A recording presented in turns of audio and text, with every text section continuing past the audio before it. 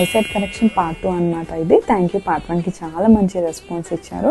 ఇది నేను ఎక్కడ చేయించుకున్నానంటే బంజారా హిల్స్లో చేయించుకున్నాను. అండ్ ప్రైస్ వచ్చేసి నేను వేరే హాస్పిటల్స్తో కంపేర్ చేస్తే అరౌండ్ 2 lakhs వరకు నాకు వాళ్ళు చెప్పారు వేరే హాస్పిటల్స్లో. బట్ ఇక్కడ నేను 60%లోనే నేను చేయించుకున్నాను. ఏం ప్రొసీజర్ చేయించుకున్నానంటే చాలా టైప్స్ ఉన్నాయండి. లేసిక్లో వచ్చేసి మనకి ఫెమ్టో అని, స్మైల్ అని, పిఆర్కే అని. నేను చేయించుకున్నది అయితే స్మార్ట్ పల్స్ అనమాట. ఇది చాలా అడ్వాన్స్డ్ టెక్నిక్. ఇది మనకు టచ్లెస్ అనమాట. అసలు బ్లేడ్ అనేది యూజ్ చేయరు, అసలు టచ్ అనేది ఉండదు. మన ఐకి మొత్తం లేజర్తోనే చేస్తారనమాట.